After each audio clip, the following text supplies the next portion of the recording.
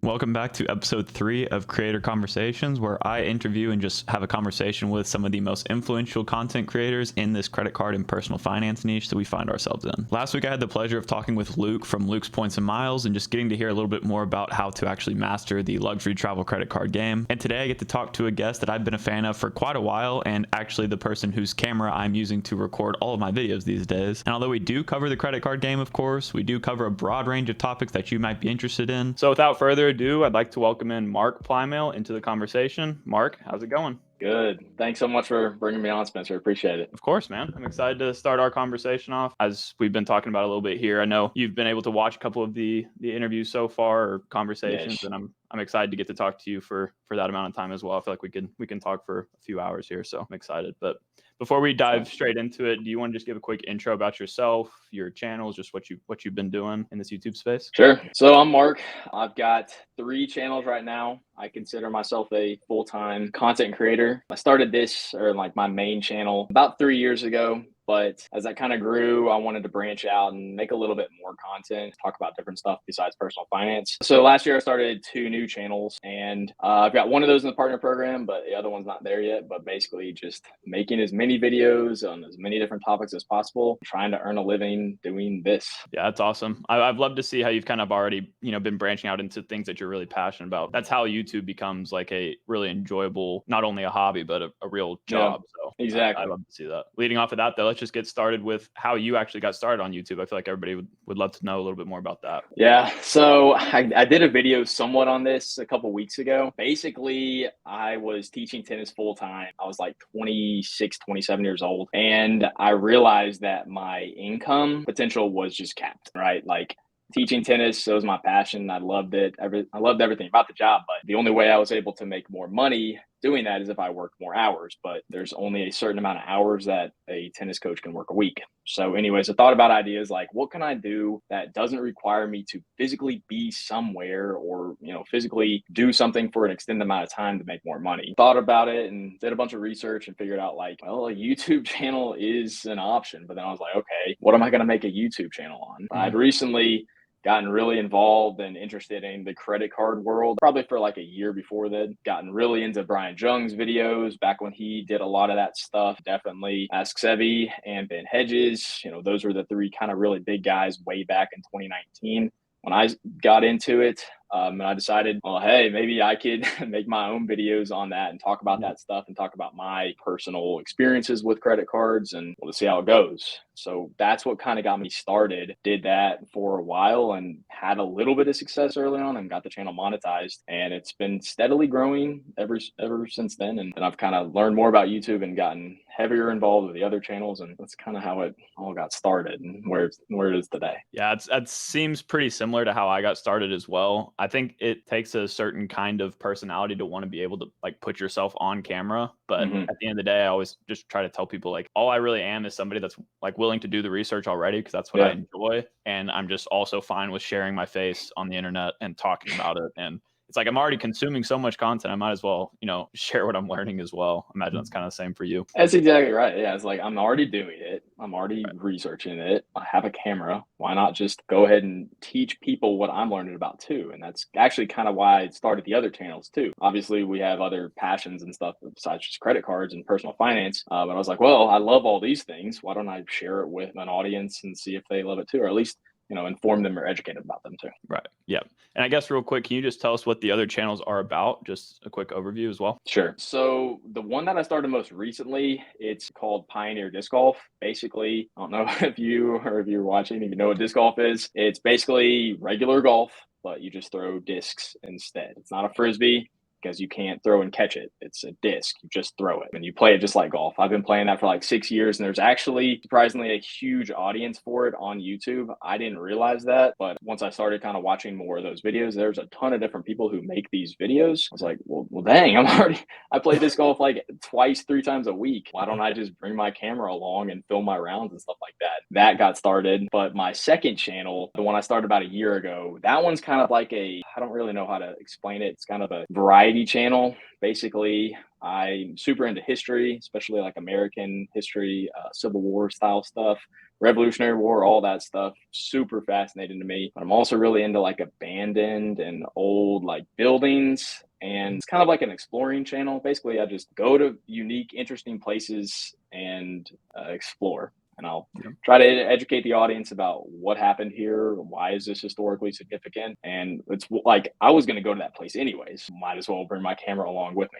Again, that was kind of the thing with YouTube. I'm already interested in it. Might as well bring my camera along and see if I can get anyone else interested in it too. Yeah. Do you see any like part of your past that kind of hinted at the fact that you might be somebody that wants to be on camera a lot? I know whenever I talked to Chase too, it was kind of like me and him both had a similar experience where when we were a lot younger, we just grew up like around this kind of content, like making videos and just doing fun stuff like that. But I didn't know if that's like a overarching theme with all these creators or what it is. Not me. No, I knew nothing about video creation till I started my channel. I was 27, and before then, the only videos I'd ever made is just filming stuff on my phone, and no editing. Knew nothing about audio equipment, and even like back in my early, like younger 20s, had never thought about the potential of starting a YouTube channel or ever making videos of any sort. So this is all still relatively new to me. I'm only been doing this for 3 years, and I've only been really knowledgeable, I think, on it for like the past year and a half. Right. And I noticed too that on your channel a lot, you've been branching out, like you kind of mentioned at the beginning, into more than just credit cards. I feel like a lot of people, maybe only see our videos for our credit card content. And granted, that's really all I've made. But for you, you are making other kinds of content. You've made some kind of like YouTube advice as well, I've seen. And then just general personal finance too. So would you just say that you try to basically share all of your passions online in one way or another, or how do you kind of decipher where you post certain things and whatnot? My whole goal with YouTube is just to take what I'm already doing in my own life and try to teach someone else about that. I don't know if they're interested in, but that's what YouTube is. You just I take what I'm doing now, like I'm buying a stock or if I'm doing anything like that, then I take that information and try to condense it down into a video format. That's the video that I want to make. So most of the time it was credit cards when I was a little bit younger. I mean, I didn't have a lot of money. But yeah, I do want to talk about different things. I want to talk about like personal finance in general. And I don't know how that'll end up doing on my channel, but regardless, it's fine with me. I want to talk about it. And that's what I'll end up talking about. Right. Yeah. There's definitely a balance between posting something that will do well, because we are wrapped up in the YouTube world of just finding like the right monetization and making sure things do get views, because that's how we make money. That's how we continue to post this content. But at the same time, the reason that I think we all got started on YouTube was not for that purpose only. I mean, maybe that was in the back of your head, but I know whenever I got started, I expected this to take me a long time before I even made a dime from it, but I just knew that I was passionate about it. So there's definitely that balance that has to be made between posting what you love and then also posting what the audience loves. And hopefully you find that balance between them. But something that your channel and channels have shown me is that you can just post what you want. And it seems like you're not necessarily super hung up on the success of them, because you do post what you want, which is a good trait to have, I think. Yeah. I mean, like right now in the position that I'm in doing this full time, I do still teach a couple tennis lessons to people that I like really enjoy teaching and that I want to keep working with.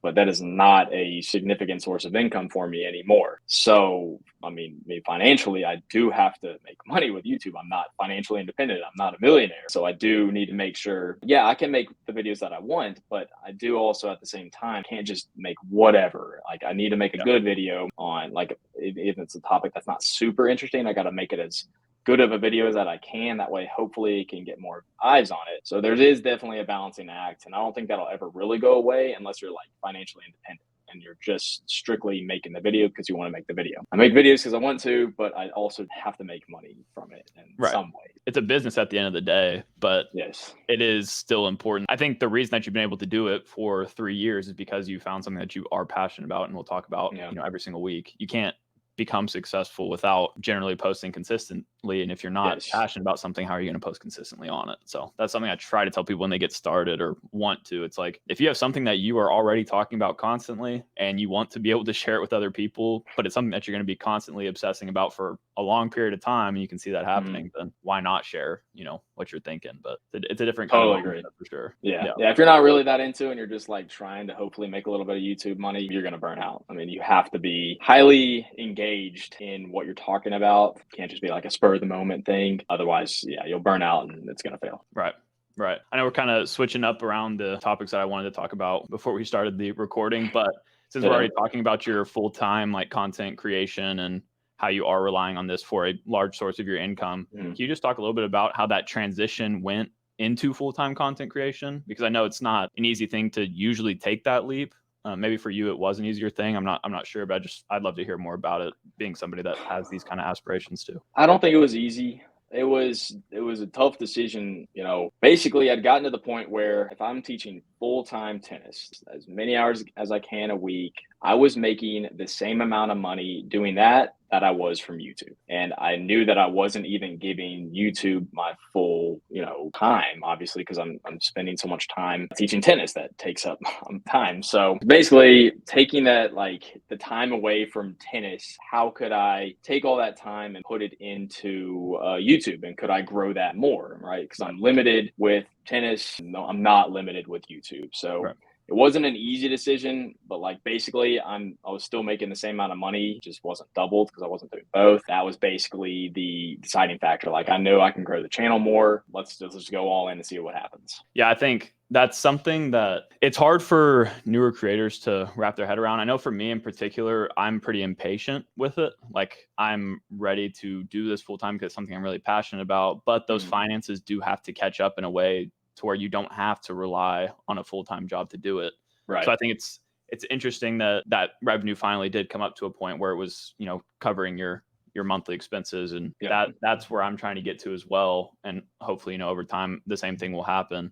But I guess whenever you initially started the channel, did you have that intention in mind, or was it more of like a surprise when it happened? You're like, oh, now I guess I can take YouTube full time, or was that like the plan all along? The plan all along was just to kind of supplement income. It's like I love teaching tennis. I want to keep doing it. It's healthy. It's fun. I get a lot of enjoyment out of it. But if I can also make some extra money on the side with YouTube, or then that's great. That really helps my family and I. Because I got dreams too, like everyone does. But like you're working a job where you are just limited to X amount of dollars, X amount of hours, then you're gonna have to save a ton of money and retire when you're really old. And I just didn't want to do that, but I wanted to keep teaching tennis. So like the YouTube thing just kind of made the most sense, to like something you can always do on the side. But I never really had that plan of going full time with worked out that way. I realized the potential when it kind of got to that. And it took a long time. But once I was able to see that, it was like, okay, if I go all in on this 100% on all three of the channels, doing all that stuff, I think it's the right move. That makes a lot of sense to me. At what stage, like in your life, were you in whenever you did make that leap? Because obviously, for example, from my perspective, I'm selfishly asking questions, but I think it'll be beneficial for others too. Like for me, in my position, I don't really have that much responsibility in all reality. Like I'm not married. I don't have kids, nothing like that. I'm still renting. I don't have a house even. But I imagine that once you do have those things start to fall into place, it makes that decision a lot harder. Obviously, if the income's already there, it's not as hard. But I guess what stage of your life were you in whenever you made that decision? Well, I'm married and we bought a house about 2.5 years ago, bought a car last summer. Paid cash for it. So I do have responsibilities, but my overhead in my life is low, right? My mortgage, we put 20% down. It's like $850 a month, no car payments and no debt. So financially pretty solid. And that's one thing I would say, like taking the leap of YouTube, there's inherent risks, right? Like you could get a video demonetized or get kicked out of the Google AdSense program or something random like that happening, a glitch where you go a couple days and you don't make any money because AdSense was down. I don't know. There's just different things that could happen that I still think about today. And even right now, like the YouTube channel is going fine, but like, what if things went really bad, I could just go back to teaching tennis, right? I still have all those contacts. So for me, I took that leap knowing like my financials are pretty solid, right? Again, I'm not a millionaire, but like we're in a pretty solid state and I'm making the same amount of money that I was teaching tennis. So Yeah. that's kind of what it made it make sense for me. Yep. If I was younger, like if I was like 26 and at the time like didn't have a house, was still driving a really old car that needed work and didn't have any money saved up, I don't think I'd be willing to take the risk of going YouTube full time. I would try to do both as long as I could and get all that stuff worked out before I wanted to like take that jump. Yeah. Yeah. And on that same note, whenever you did decide to do that, how did like your spouse take that information? Like, is it something that y'all are both just knew was kind of going to happen at some point? Or, I mean, I imagine to some degree, whenever you're spending as much time on YouTube as you are, it's kind of expected that it's just part of life at this point. But I feel like that is a big thing when you go from like, I guess something like job security to something that's less secure. It's probably a big decision for both of y'all. So I wonder how that it was. I mean, we talked about it. She's got a full-time job. She's got a nice job. She goes to an office every day. She's like now, so like I get to work from home, and she kind of like is jealous. Like she she leaves in the morning. I'm like sleeping until like 8, and she's already been at work for an hour. It seems like she knows that I'm working though. Like today, today was a little different. I drove to Richmond, Kentucky to film a bunch of content. But like that's like what my life is now. Like it's not just like I don't just work in this office. Like you guys see my videos here, but I am very serious with those other 2 channels, and I'm filming a lot of content, and I'm driving around all over the state of Kentucky filming content. And that's like my wife gets that, and she's totally supportive. She knows how much passion I have for this, and she knows exactly like what this can be. I've explained everything to her. She's very supportive of that. Like she knows our finances, she knows it's no problem. And if worst case scenario, I need to go back to teaching tennis, well, okay, I'll go back and teach tennis. It's not a problem. Yeah, it's kind of a low risk, high reward situation, I feel like. It's not as risky as it might seem, just because of the work that we've done over the past 5 years trying to get our life to this point. Again, if I had jumped on this like years ago, she'd been like, dude, what are you doing? Like, let's pump the brakes on the full-time YouTube thing. That makes sense. Yeah. See, in my position, I'm still like a lot younger, and I really just started like in the actual corporate world. So I haven't even had that like length of experience in the corporate world, but I just know that this is something that I really do enjoy and would like to spend as much time as I can on it. But all those things have to be taken into consideration. Luckily for me, it's like if I didn't have this rent payment over my head living in like downtown Austin, basically, I would have a lot more freedom. So that makes it hard. But I do want to talk a little bit more about your other channels while we just mentioned it. Sweet. Mainly because you've been one of the inspirations to me in actually wanting to just film basically any experiences I have when it comes to the credit card game. For one thing, like if I'm booking a resort or something, I might as well film it because it also plays into credit cards. But just in general, like the idea of not just making it so work oriented, but also like go to experience things that you want to and film it. So I'd love to talk about those channels specifically. Also, we could start with the one that you do a lot more traveling for, because I feel like that takes up a majority of your time. So you want to talk a little bit more about some experiences you've had there? Yeah. So the first video that I put up on that channel, there was this abandoned hospital in Maysville. I've always been fascinated with hospitals that just get abandoned and just left there. Like there's this tuberculosis hospital in Paris, Kentucky. They tore it down like 10 years ago. I was super devastated about it because I just love to drive by it and look at it. I just thought it was so unique. It's so out of place. But there's this hospital in Maysville, Kentucky, and it had been boarded up for like 80 years. I looked up the history on it. So interesting. Anyways, drove down there, brought the camera you're filming on right now. I took that camera. I had the settings all wrong, but I filmed a little video of the outside of it and just kind of walking around it. And I put a little crappy background music on it. I was like, yeah, this is my new MP Explore channel. That's what I started the name as. And I was like, that's not catchy. That's a terrible name. Then I changed it to Mark Explore. There was another big guy who had a Mark Explores channel. So I was like, no, that's not going to work either way. So I just thought about names for a while, but basically I just decided to keep going around to different places that I thought were interesting. There was just like abandoned house on the way to Paris in like Millersburg. And I'd always thought it was so interesting. I was like, you know what? I'm just going to bring my camera and I'm going to walk through it. I used to do that stuff as a kid. I'm not sure how totally legal it is. It might be illegal, but it's on a huge farm. The house has been abandoned for 60 years, something like that. I don't think they really care. Just took my camera and filmed around the walking and looking through it, and did like talked a little bit about the history of the house, stuff like that. And like, also, I'm super interested in the Civil War. There's this reenactment battle going on, the Battle of Perryville that happened in like October of 1862.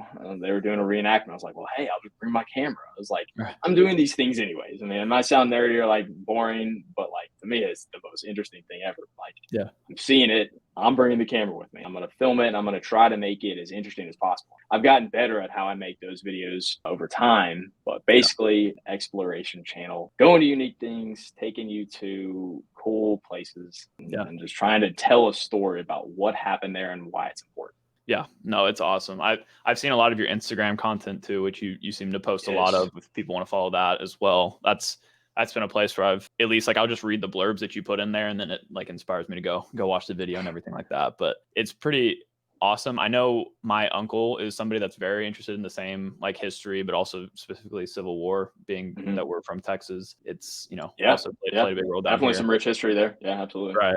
And it's so funny. Every time we've gone on like a road trip with him or whatever, there's one story in particular that I obviously never talked about on this channel because it's just not as relevant. But it's not relevant. But he's like real big history buff, and we were driving. I think this is when we were driving all the way up to California to drop my cousin off at college, and he asked us like multiple times if we wanted to go stop at this fort on the way, and we're like 14 to You're like, 17 years old. We're like, no, we don't care. Exactly. And then we all fell asleep in the car. We wake up and he's like driving around on a little golf cart out into the fort, and we're like, you've got to be kidding me. God. We all woke up and like and we couldn't even get to him because he's on a cart driving away, and we're like, you've got to be kidding. But I think I've had a little bit of that. Yeah, right. That's totally me. Yeah, I think I'll have a little bit of that history enthusiasm, kind of pushed to me since I was young. I'm hoping that it continues on because I do find this stuff interesting as well. I mean, there's so much to history that we just never really think about. But we're not the first people or the only people that have ever been here. So no, it's like people don't realize like even Kentucky, it's so rich in history. I mean, like the pioneers coming through, setting it up and helping, basically that westward expansion. Like right here, literally in my backyard, there's rich history, and I just think it's the coolest thing ever, and it puts like my life in perspective. We're super privileged. I mean, our lives are pretty dang easy. When I think about like today I went to Richmond, like what these people had to go through of Confederate soldiers basically invading the town and taking it over. I just think it's wildly interesting. So today I just drove around the entire Battle of Richmond battlefield, took a bunch of clips, and I'm gonna put those together and do a voiceover video and just kind of teach people about like what happened there. It's a hugely historic, very significant battle to what happened in Kentucky. Yeah. So I don't know. I think it's cool. Yeah. Speaking of evergreen content too, huh? I mean, that's you can't get more evergreen than history. It happened 160 years ago, and every year that goes by, it's even further than the past. But that's what happened. Just explaining what happened. Yeah. I guess another question that came up while you were talking about that, considering you are exploring like these abandoned, just different houses and stuff like that. Have you ever had like a crazy experience with that? Or is it mostly just it's abandoned so you can kind of do whatever you want? Have you ever had someone like run you off a property or anything like that? No. Today, there's these 3 gravestones of 3 Confederate soldiers who died in a little skirmish that happened about a week before the battle, but they're pretty far back. If you had looked on a map, it'd be easier, but I'll try to explain it. Way more southern from where the main battle happened. That's where the skirmish took place. And today it's on private property. And I was driving up to it, but you're allowed to go take pictures because it's part of their tour. I just didn't do the real tour. Yeah. I just went solo. But the people who live there, they pulled into their driveway, and then I pulled in right behind. They got out of their car, and I just kind of waved. They waved back. I was like, do you care if I take pictures of the graves? They're like, oh, go ahead. But like, that's like typical. Like if I'm taking pictures of something like that and I'm not like totally trespassing on true private property, then no one cares, man. They're like, come on, man, take the picture, get the video clip, whatever you want to do. The only time that I really had to actually trespass, hopefully I don't get in trouble for this, but there's this boat, like a huge yacht that is abandoned off of the Ohio River. I can't remember the name of the town. Pretty far over there, Western Kentucky. And it's pretty historical boat. And anyways, it's on someone's property. So I had to park and like kind of run down, and I got the videos as quickly as I could, and then I ran back, but no one ever came out. So I don't know. I mean, I've never really had anything too crazy happen. I feel like it's kind of I just leave like, hey, I'm just taking pictures, man. I'm not trying to steal anything, and I never touch anything. I don't want to like vandalize. Just literally pictures, videos, and I'm out. I want to leave it exactly how I found it. Yeah.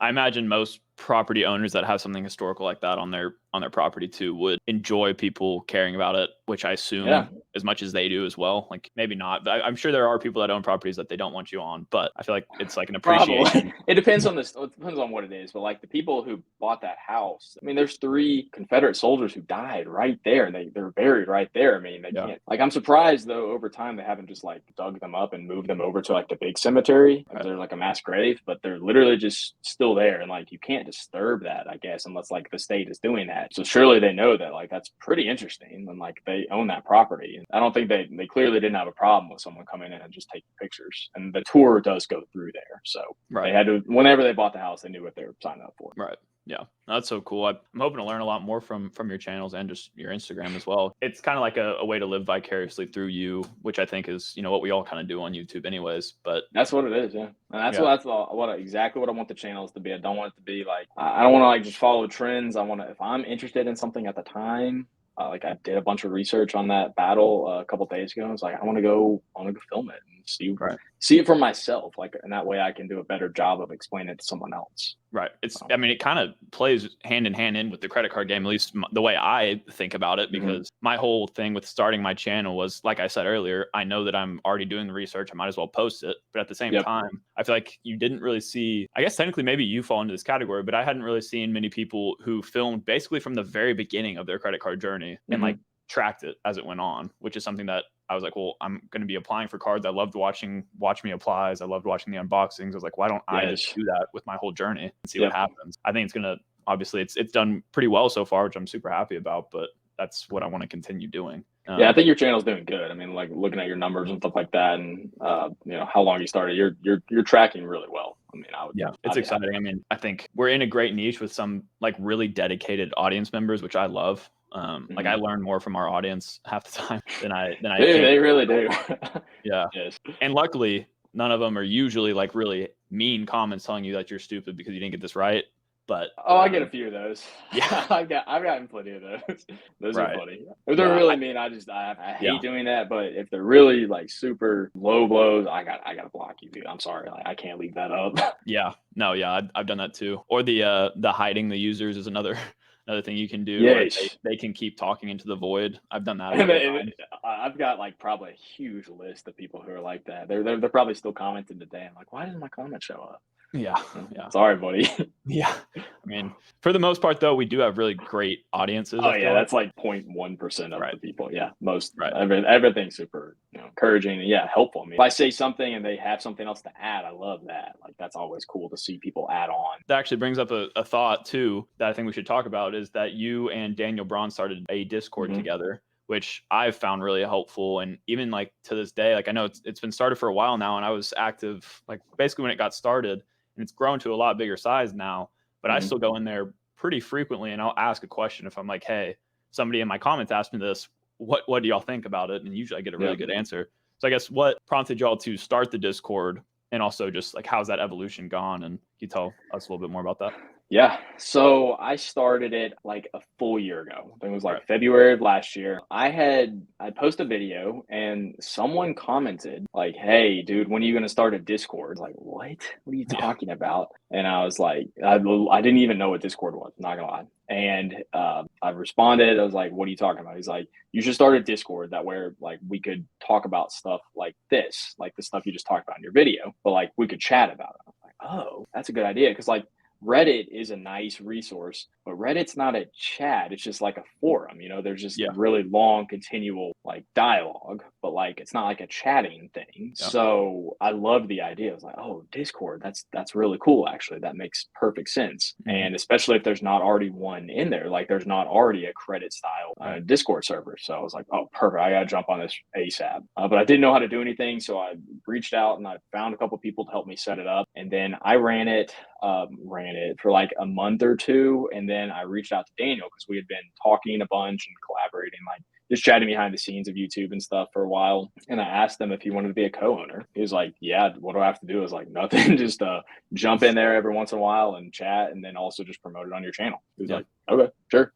And then when he got on board, I mean, he's obviously got a huge channel, so he started promoting it to his subscribers, and that grew it a lot. And I think today it's at like 3,300 members. And every time I hop in there, there's always at least 300 people online. They're not all 300 chatting, but like they have their Discord app open, or it's like open on their computer, and they can see your message pops up. So yeah, if you ever have a question, there's someone in there who knows a lot, Right. and they can help you out pretty quickly, that's always the best thing, like the timing. You don't have to post a comment and wait for someone to reply later. You can literally type it in and within moments be responded to, which is sweet. Yeah, I've literally been scripting videos before, and I'm like, oh shoot, I don't really know how this works. I want to explain it in the video, and I'll just post a question, and within seconds I'll have somebody answer me. They'll type it all out. You just copy and paste what they say and throw it onto your script. Exactly. No, I do usually try to be like, tell them why I'm doing it, because I'm not trying to just like use their information. Just steal their info.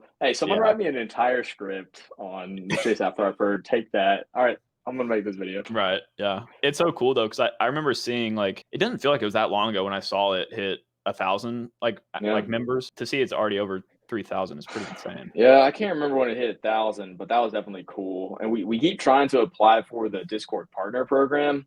It gives you like a little bit extra benefits, and like, I don't know, they like kind of help your server in a way, but it keeps getting denied. I don't know why. One of the mods in there said that he's been a moderator on one that got in the partner program, but it had like 100,000 members or something like that, crazy numbers. So I was like, okay, maybe it's just not really, like, we're eligible, but I don't think they really want servers of this size. I think they want bigger servers. So I don't know. Interesting. But it's only a year old, and I don't even mention it all that often. I do every once in a while, and I don't know if Daniel does either, but it kind of just grows on its own. Like, people just come in. So yeah, that's cool. Yeah, I know. It's something that I share a lot on my channel. Honestly, sometimes when I'm like, I honestly don't know the answer to this, but I know a great Discord that you should join if you have questions like this. Sweet. So all the time I'm like linking it and stuff, or I'll put it in a video. I'm like, hey, go check the link, because you're probably promoting it more than me.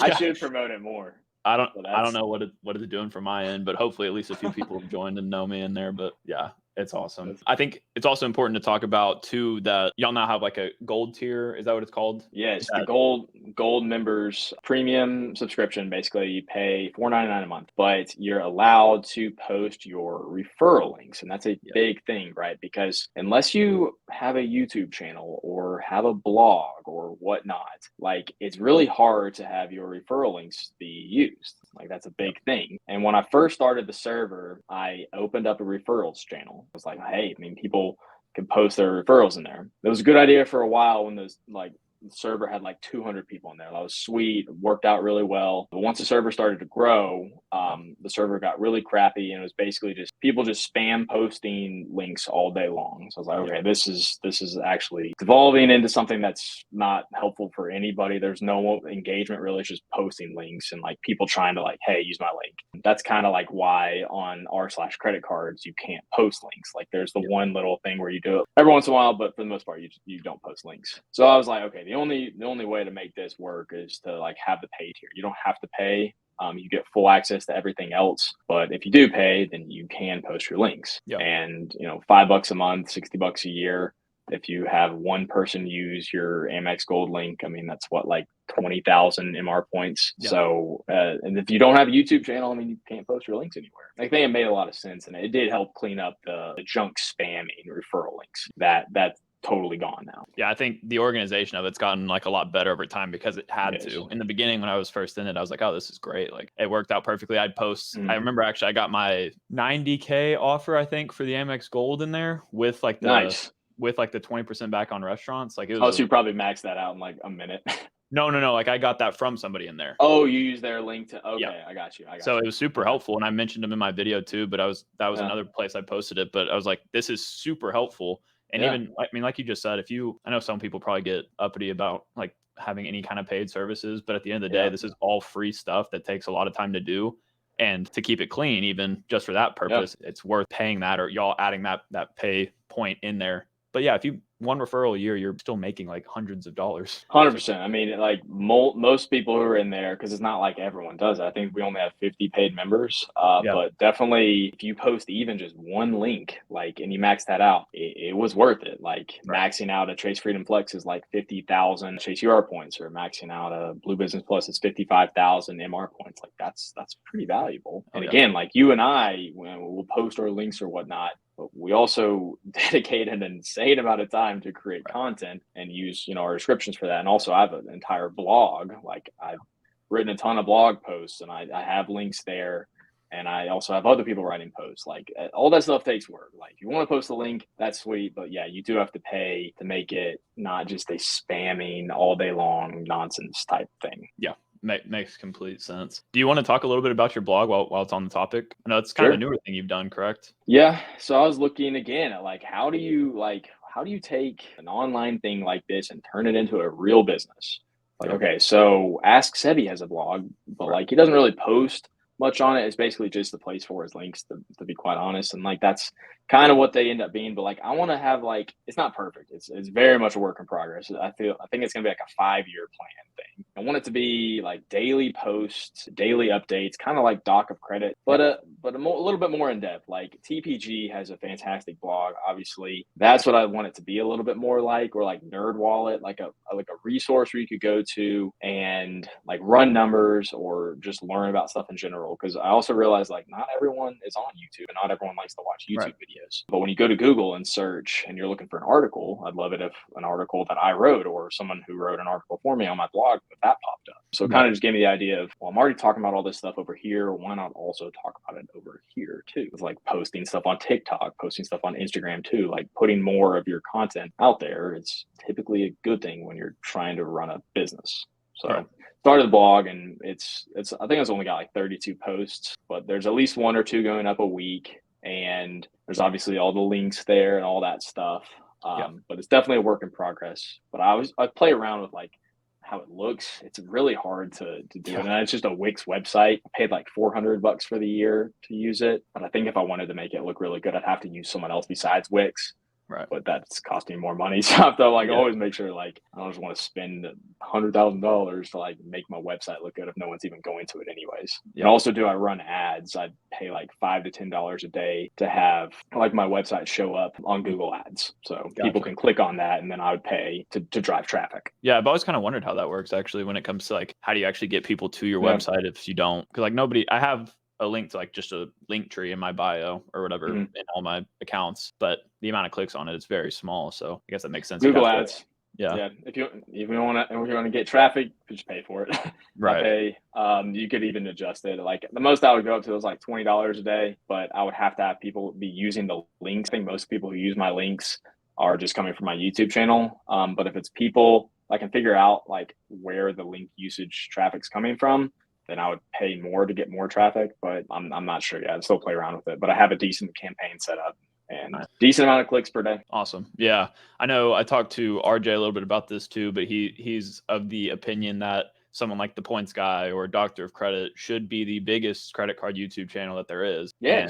And they just don't bridge that gap, which I think is really cool that we have people like you that are making websites to bridge that gap. And hopefully it works out. I mean, the other thing that I think is important about you starting one compared to like TPG doing it is that all of their posts, their blogs are good, but to me, they're just all so sponsored to the point where the top cards on their categories are not even usually like the top cards because they're just getting paid to put them up at the top. So they said I want someone to talk about it that from like their heart, basically. They said that the best credit card of the year, I think for like 2021, I think they said it was the Chase Sapphire Preferred. And I think this is also even before they went through the upgrades for that card. And it was like for a while, it was arguably one of the worst credit cards because it was such weak multipliers, not really good. But every time that link was used, they were earning like $200. Like credit card links pay a lot more money than I think people realize. Right. And that's why it was number one. It was like, okay, this is obvious. Like you're 100%. It's just you're promoting the highest paid card. Like you can't really believe that. Like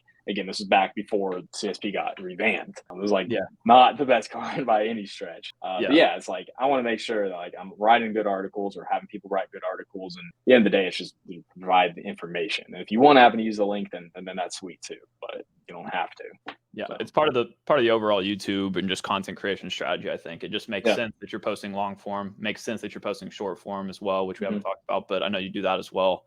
And then might as well put it in Word form as well for people that don't watch any video content. So I love that strategy. If I had more time, it's definitely something in the future I'm looking to do, but more of a very long-term goal for me. It's hard. Like that's another thing. Like I write an article, it's just like making a video. It takes time. I mean, you have to write it well. You have to research. I mean, it's a whole other thing that you have to do. And there's only so many hours in the day. So I think like I've reached out to people in the Discord and asked if anyone wanted to write articles.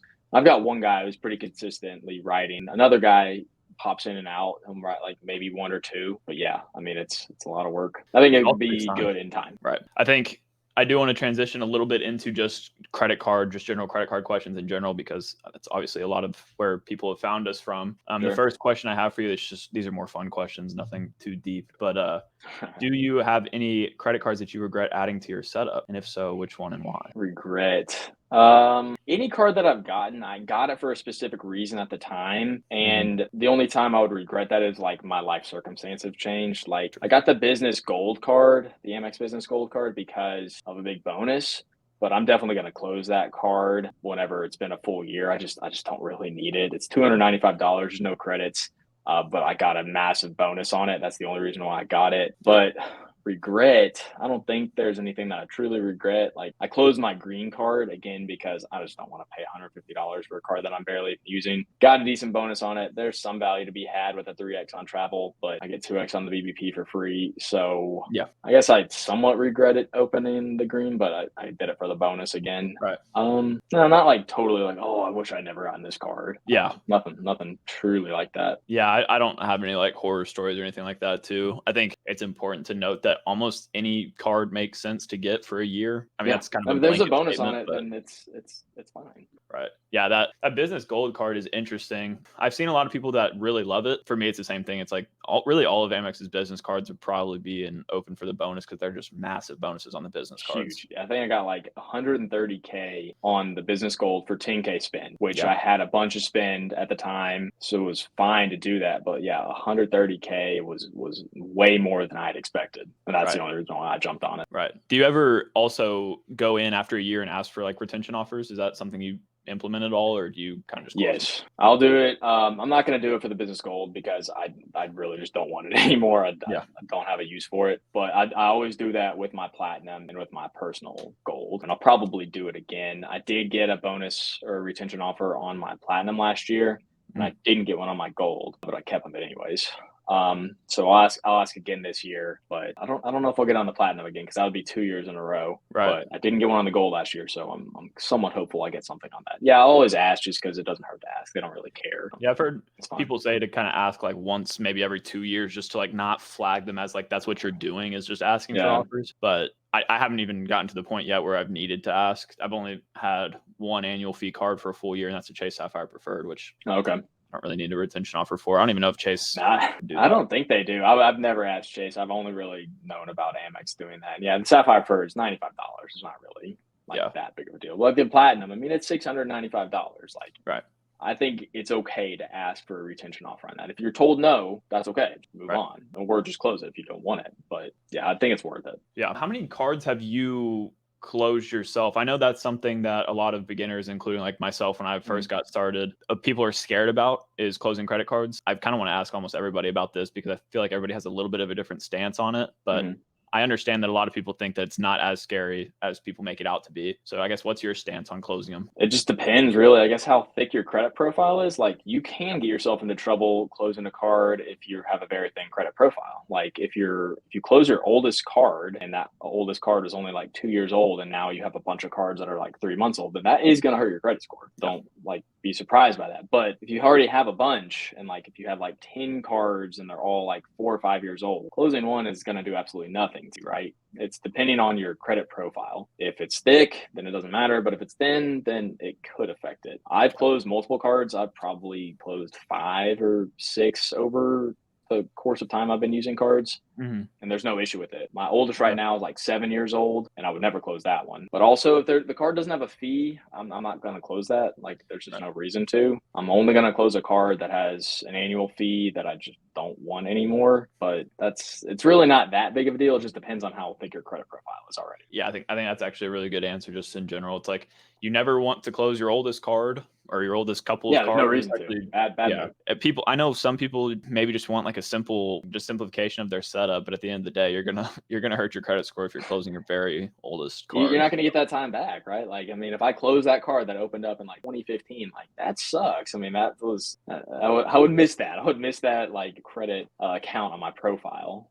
There's no reason to. But if I closed, like I opened the City Custom Cash a year ago, if I decided I wanted to close it, then it wouldn't even really affect my credit. Like, at all. It's only a year old. I wouldn't Yep. close that card, but just saying it wouldn't hurt my credit much at all if I did. Yeah, that makes a ton of sense. I guess on the opposite side of closing credit cards, do you have like your top 3 credit cards picked out for this year? What you think will be popular, or what you want to apply for, either or? I don't know what I'm going to be applying for this year. I keep saying to discover it, but I'm like, do I really want it? Do I need it? Like, Yeah. it's a basic card, but like, hey, 5% of a bunch of categories could be useful. I don't know. Like, my 3 top cards that I think that, like, if you don't have, you should look at getting. They're all cards that I have. I would say the Capital One Venture X. I'm such a massive fan of that card. My annual fees due, like, I think tomorrow. I've had it now for a full year. I'm keeping it. I love it. I think it's a great card. It offers such easy value. $395 is kind of a good introductory. Like, if you want to get to the premium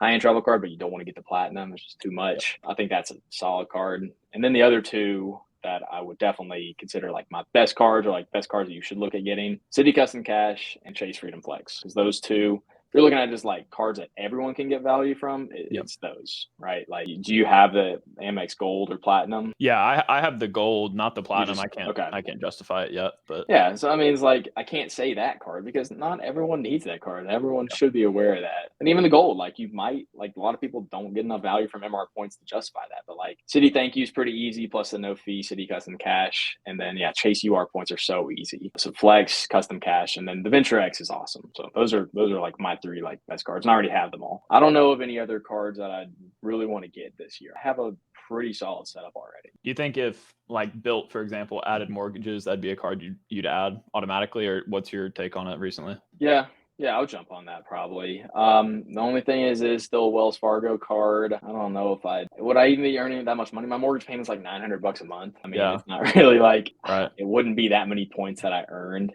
And some people said that you can already use your Bilt card for your mortgage. You just say that it's rent. I don't really know how that works. I saw that in a bunch of comments. I was like, okay. Yeah, I think because they added in the ability to now, I think it basically reads as if you are using it as an ACH transfer. Like, they don't just send a check or directly link with renter or landlords in your area or whatever that use their system. Like, now they actually use Bilt as like an ACH payment method. So technically, you'd be able to, I would imagine, link that to your mortgage too, and just pay from a bank account that's Bilt. So got you. Maybe so technically I could do it now. I don't know. You also have to put 5 charges on it a month, which is like slightly annoying if you don't want to. Okay. Yeah, that's annoying too. I don't know. Probably not, to be completely honest. I just don't think I get definitely a lot of hype around it. Definitely smart, like, unique, good idea of a card. But for my situation, I don't think it would give me enough value. That makes sense. I think, for someone like myself who's still renting and stuff, like, it does make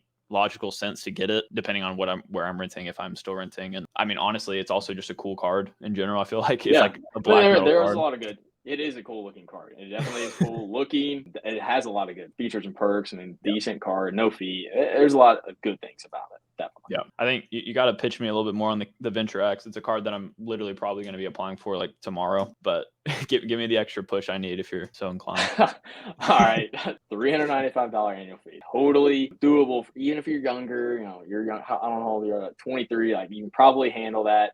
But then that $300 annual travel credit, you get that literally year one. You get that day one. Booking through the portal is fine. Booking through the portal is no issue at all. Flights, hotels, car rentals, whatnot, solid. Plus good multipliers from there. Plus one feature that I think is underrated that's really cool is every time you make a charge on your card, you're going to get those points deposited to your point total like the next day. Whereas like with my MR points, I mean, I'm putting a ton of spin on my gold card every month, and I got to wait the entire month until I actually be able to get those points. But like, what if you needed them today, or like you needed a couple extra thousand to book a flight or something like that? Kind of nice to be able to get like instant access to your points. 2x on everything is solid. A lot of other extra benefits. Priority pass, you probably already have that from another card. Maybe lounge access. You're in Texas, right? So if you ever fly to Dallas, I mean, they've got the Capital One lounge there. I don't know. I just made a video on it. Go check that one out. I mean, it's a solid card. It's very easy to justify. Also, the 10,000 retention miles. That's the other one, right? Every time, like, I'm about to get those deposited, once I pay my fee, I'll just get a bonus 10,000 miles just for fun. So it's essentially a free card if you travel at least once. Yep, exactly. That's what I try to tell people on my channel too. Do you ever use it to transfer out, or do you mainly use it for that like one trip a year You get the I haven't annual yet. back. Last year, used a $300 credit to book a flight for my wife to go to Scottsdale. Other than that, like basically book a flight and then just redeem the points that way. Just like take our points and then use those to pay off the charge because it's one separate point, but we're also getting like 5 or 10x from whatever we booked from that travel through the portal. Just take the points you already had and then use that to cover the cost of the charge. Super simple, super easy, but I didn't take any time to play around with their transfer partners. But also, I didn't travel much last year at all. And in fact, I'm not traveling that much this year. Also, But it's like you said, you book one a year, and you're pretty set. Yeah, and it's already set. Yeah, that's why that's all I need it for. And also, I've heard, obviously, a lot of people talk about with that card that the way that Capital One, I guess, functions is that they are fine with denying people with perfect credit scores if they have too many cards, if they're too good of a consumer, they don't like it. I was surprised I got approved, honestly. At the time of application, I had at least 10 credit cards opened, all reporting, 0 to 5% of balances, and credit scores were like 780 plus 800 range.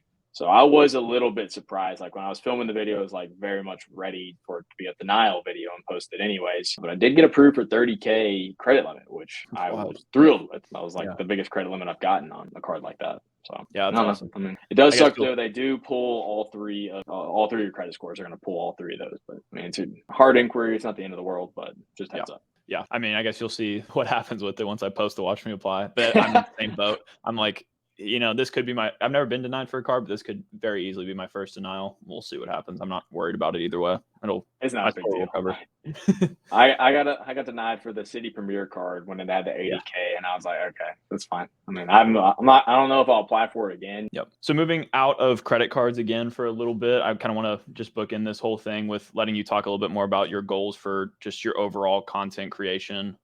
Particularly the question asked, what's your goals for your channel or channels in 2023? But anything you want to talk about with it, I just love to hear what you're cooking up on your end. Sure. So main channel, the one probably you watching know the most about, just want to continue to make my content as good as possible. The past 3 videos I've made, I've done things a lot differently on the back end, and I want to continue that theme throughout all of 2023. Just every video that I post, every full length video that I post, I want it to be more detail rich, more time spent making the graphics look better, just make it more engaging. I don't care about like subscriber count, because honestly, that's a glamour metric anyways. It doesn't matter how many subscribers you have. It's really the amount of views you're getting per video. But from that channel, I would like to get 2 million views this year. Like that's a number that I'd like to hit. Last year I got like 1.25 million. So I'd like to, 2 million views in the main channel. That's awesome. The goal. And subscribers, however many I add, that's great. If I don't add many at all, it's not a big issue. Second channel, the Pioneer Productions channel, that's like my baby. Like I love that channel.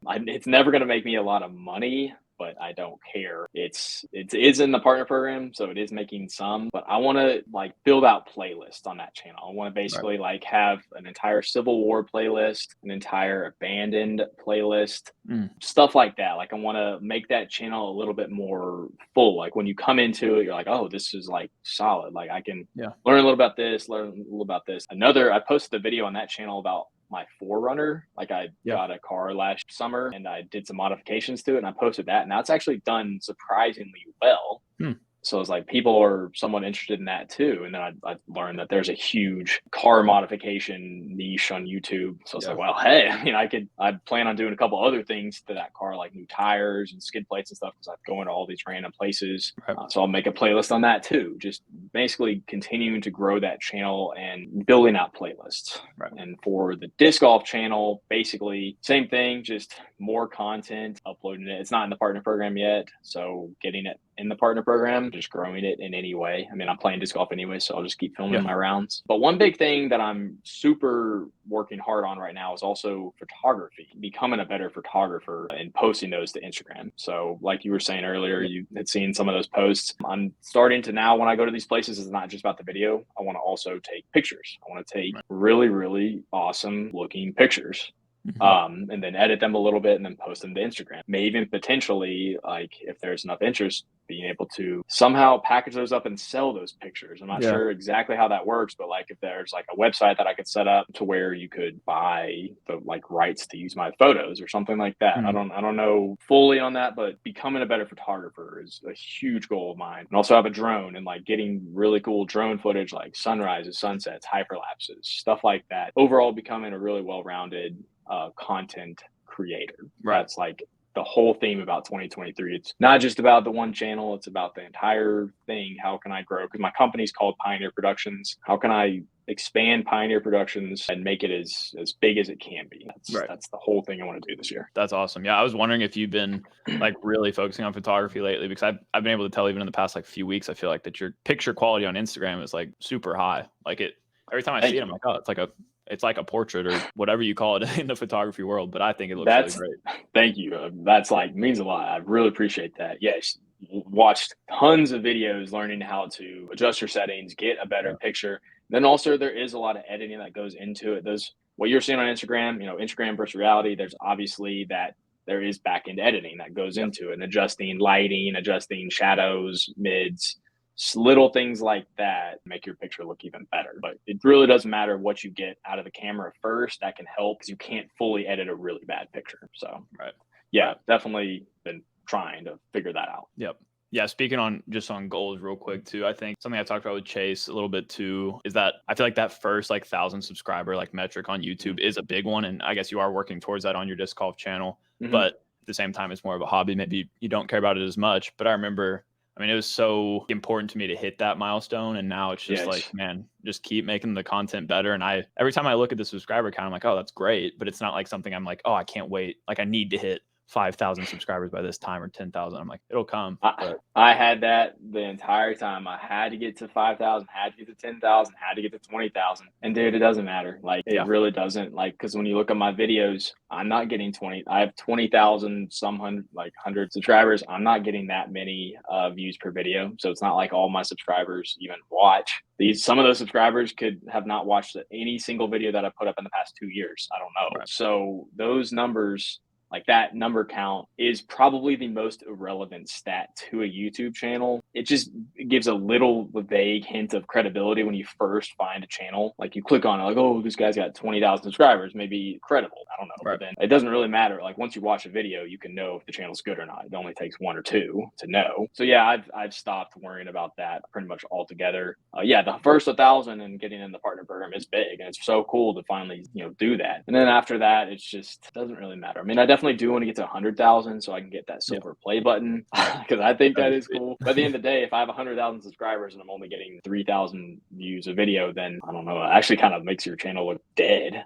So it's not really that important of a stat. Yeah. The only like real benefit I can see it having like directly for creators is the fact that the brands that you work with do care about the vanity metrics, but I have noticed too that a lot of brands also care about the actual growth of your channel too. Like they like to project out what you're going to have coming in the future. So they don't really care about it as much, but it does help a little bit, I guess. Any brand that I've ever worked with, the number that they look at the most is they'll take the average amount of views for your past 10 videos, and that's it, right? So subscriber count definitely can help, but that number, the average amount of views in your past 10 uploads, that's more important. So it's really more about the views you're getting per video. I agree. Yeah, that's awesome. I'm excited to see where your channel ends up at the end of this year. Like we're talking about, keep posting consistently better content and the results will follow. I've learned a lot from your channel. Yeah. Thanks, man. So I'm excited to learn more. I'm following a lot of guys like you in your footsteps and trying to make my channel as good as possible too. So having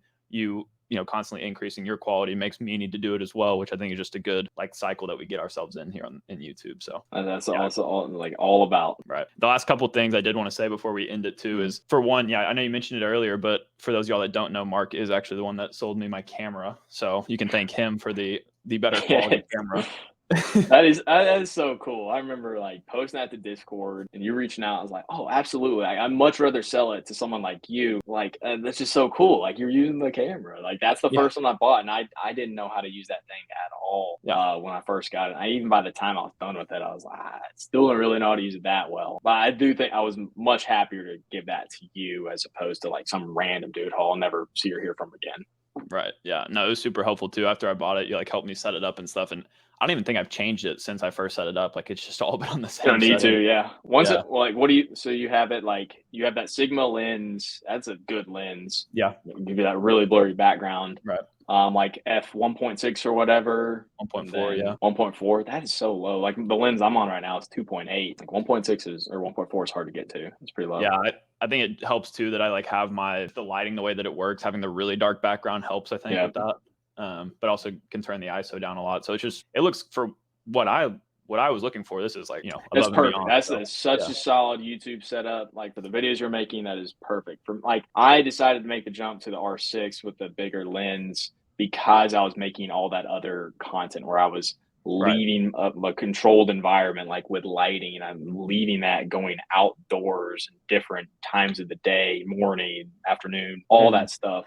And stability, like making sure that the lens is stable and not shaky all over the place. That was why I needed to upgrade. Yeah. I think I actually maybe should get your help a little bit in the future. Obviously, maybe not right now, on getting it to a point where I can also have it set up for whenever I want to go film like all these vacations I'm taking and stuff. Yeah. Because that's something I messed with a little bit I guess 2 weekends ago now. Me and my girlfriend took a trip out to a Hyatt resort near us, and I was like trying to use the camera. I was like, dude, it doesn't look like exactly what I want it to. It's hard. It's very hard. It's way more complicated than I realized. Right.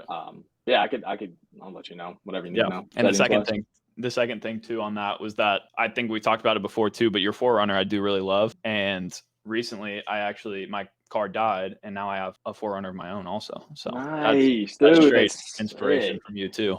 That is the best vehicle. Like I'd always wanted one. I was driving an 02 Honda Accord. I had driven that thing for years. Forerunner is sweet. What kind of Forerunner did you get? Like what year and model and stuff? It's not like one of the souped up versions at all. I bought used because I don't have that. Used is good. Used is good. Yeah. Used is good. I bought used too. I'm not buying a new car. I know it's looked down upon in a lot of finance niches, but I am financing it for a while, like a little bit at least, because the used car market's also so expensive. But it is, yeah. It's a 2016 Gen 5. Like SR5 or whatever, not the TRD Pro or anything like that. But no, TRD Pro. I got limited. TRD Pro is crazy expensive. Even I think I overpaid. I mean, 100% overpaid because the timing of the car. Like even right now, if I bought it today, it would be significantly cheaper. Right. But that's what I wanted. I needed at the time. Yeah, my car died. I didn't have another option. Yeah. And there was a car I wanted, and we had the cash, so I just bought it.